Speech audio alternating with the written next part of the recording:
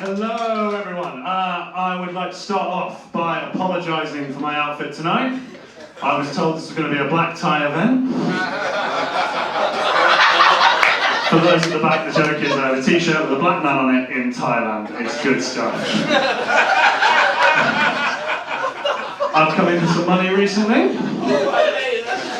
It's a lot more expensive than tissues and socks, but it makes me feel powerful.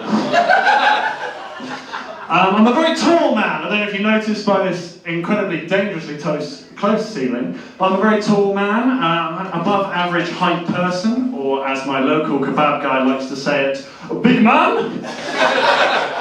But whenever I talk to people about being tall, they often jump to the positives of being a tall person. I assume because they can't reach. They love to jump to the positives. And they say things like, "Oh Alex, I wish I could reach stuff on the high shelves like you do. I wish I could pleasure a woman like you do.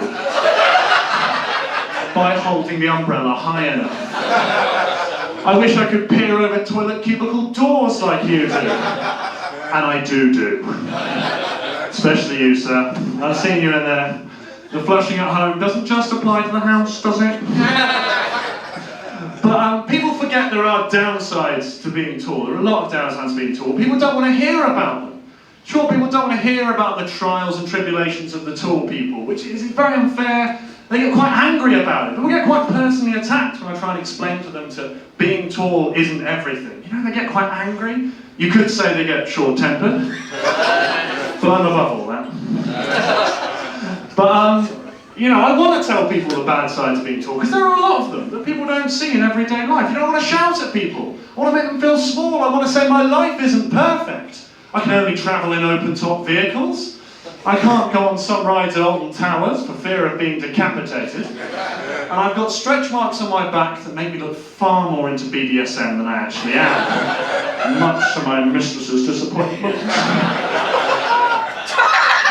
But I don't say that. Of course I don't say that, because you don't want to bully people, especially when they're much smaller than you. So in the end, I say nothing, and I'm always the bigger person. But do you know the worst thing about being tall? I'll tell you anyway, fuck you guys. The worst thing about being tall is buying clothes. It's a fucking nightmare, because the clothing industry is very deceptive. They tell you they have all different types of clothes, all different sizes. Extra small, small, medium, large, extra large, extra large, American medium. It's not true. It's not true at all. There are 3 sizes of clothes as far as I can tell. There are children's clothes, normal people clothes, and big people clothes. Now, I can't wear children's clothes. I think that's obvious. It's a restraining order waiting to happen for a nearby school. I look like Peter Pan meets Peter Crouch. It's not prison. So you'd think I would buy big people clothes, you know, made for big people. I'm a big guy. But the problem is that the clothing industry has decided that all tall people are as proportionally wide, which in my case would make me about the size of Harvey Price just after a buffet. As you can see, I'd like to hope you can see isn't true. So I have to wear normal people clothes, which is fine for the most part, but it's a little too short, you know, it's got wrists and ankles sticking out everywhere like a Victorian whore, which I can only apologise for. But you guys, I'd like to tell you a story. You are nice people. I'm going to tell you a story. I open up a bit as a tall person, because I don't think we get to stay outside a lot. So, one of the things I got on my 18th birthday was another couple inches. That's always nice. Gerard's a very generous guy. But I also got diagnosed with a condition which might explain my tallness, called Marfan's syndrome. Now, I don't know if anyone knows what that is, but for those of you who don't, it's basically a genetic condition. Well, one of the symptoms is being very tall and rather thin. Another one is that your lungs can sometimes collapse, just out of nowhere, which I think might be what tipped them off that something was wrong. And this happened on my 18th birthday, and I got rushed to hospital, and the doctors put me in the surgery. Well, not straight in surgery. They said you're going to need surgery. They were like, your lungs are collapsing, soon you won't be able to breathe, we need to operate today. And I was heartbroken, because I'd had a party planned, my friends and family were going to be there, my mum had booked the venue with the tallest ceiling she could find.